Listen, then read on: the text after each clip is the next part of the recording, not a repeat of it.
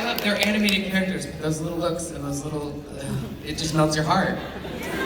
Catra's just, she's going through something. She's kind of like, you know, she's this character who cares so much all the time. Pretend she doesn't, but she does.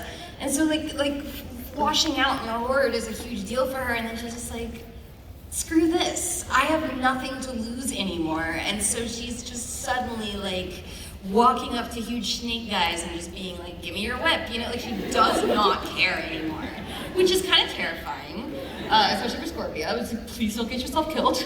But it's also, I think, very freeing for her, where she is just suddenly like, all right, I don't care anymore. I'm just gonna do whatever. And it's, yeah, it's, we'll see what happens with that, because... Yeah, we'll see what happens. I love also in that I think you improvised that whole whip thing. Yeah. And we just dancing around it, just like over the like whip. Yeah.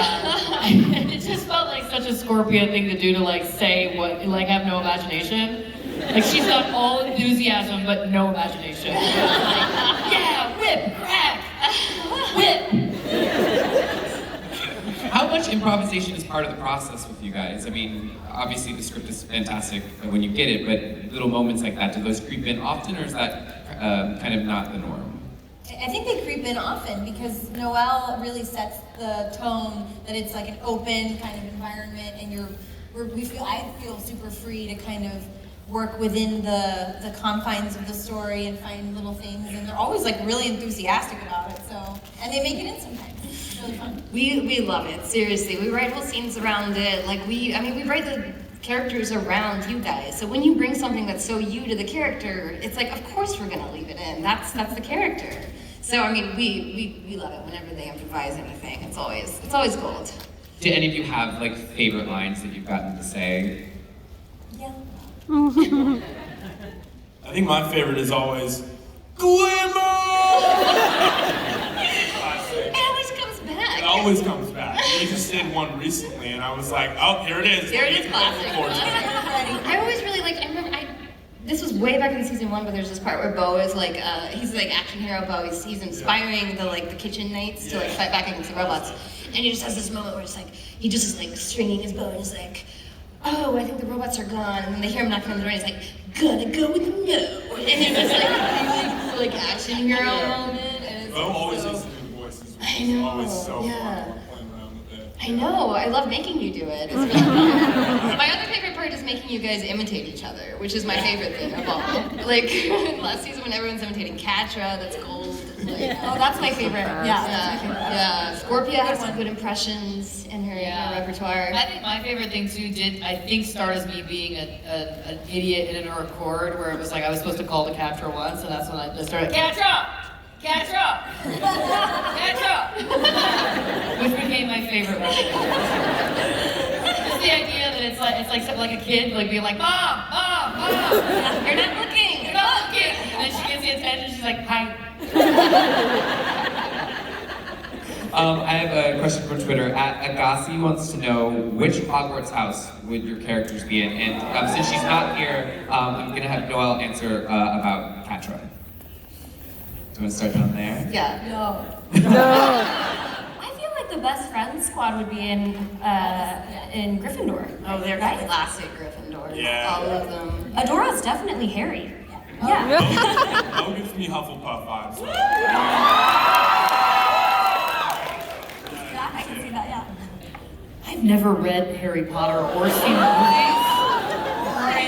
I know. I'm so sorry, but I think it's Hufflepuff. I feel like all the characters have like strong Gryffindor vibes. I think Adora might have been a Slytherin, or she is a Slytherin, but she's trying not to be. And Harry might be a Hufflepuff, but she's trying to be a Slytherin. Yeah. I don't know. Or Ravenclaws. Or just they're all Gryffindors. They're all so dumb and ready to throw themselves into danger. Most dads are probably Ravenclaw. Oh yeah. Maybe it's a Slytherin. And what do you think, Catra? I mean, she's gotta be Slytherin. I mean, yeah. There. So we've got to see a ton of fantastic footage already. I'm super excited to see more. But what else can you tease? Elements that we haven't discussed here today. What can you tease that we're going to see in this season? We showed you a lot of really cool clips, but I think that this season, there's so many twists and turns coming up. There's so much stuff that is gonna you're never gonna see coming, and it's just it's got a really. There's no way that I can spoil it. I think it's got to be this journey that you go on. So I'm really hoping that you all tune in on August 2nd. It's just gonna be this. I'm so excited for you to see it. So I think we can say don't get too comfortable with Yeah. the status quo. Yeah. Change. Yeah, that's a good way to put it. Instead of saying nothing but everything. One character we haven't gotten to see in this footage, and maybe you can't say anything, but Entrapta, what's her journey? So Entrapta is, she's feeling so at home in the Horde, and she's making this connection with Hordak, where both of them are into science, so they're sciencing together, and it's just she's understood in this way she's never been understood before. She has this she sees herself in Hordak, and he sees himself in her to a certain extent. So they're working together and developing this friendship, this unexpected friendship. And they turn out to be the two people that they can kind of actually be themselves with, which I don't think that we've seen much of from Hordak. He's always he's very, he hides in his lab all the time. He doesn't let anyone close to him, and Entrapta is the first person who kind of actually gets to come into his lab, gets to see who he really is. And so, they are cooking up all kinds of just really terrifying science in the lab, and I'm sure that'll all end great. So great. So great. Thriving in the Horde. At Wayfoodtella, I think I'm saying that right? They want to know, are there any references or Easter eggs in the show that fans haven't picked up on? Because fans of the original series obviously pick up on every time you put little things in the background, but is there stuff that you've been surprised no one's noticed yet? Kyle's name actually is Bo's real name, or was originally Bo's real name. His name is Kyle Recula. And so I was wow, I really want to know the story of the guy named Kyle in this world. So that's where Kyle came from. Because everybody's Adora, Huntara, Kyle. And then Lonnie is actually also a reference to an original She Ra character, and Mars is actually a reference to a character from a different version of He-Man, actually. So that's a fun little Easter egg that I haven't seen a lot of people pick up on. So yeah. Well, that's what Comic-Con's for, learning those little nuggets. Yeah. All right, we do have another clip to show you guys, but I'm going to get through a little bit of housekeeping first. We mentioned the cosplay, showing that off at 1:30 by the stairs, but you also can join Noelle, Amy, Lauren, Marcus, and Merritt at the Mattel booth, number 3029, and they're going to be doing a poster signing from noon to 1, so check that out. Again, that's 3029.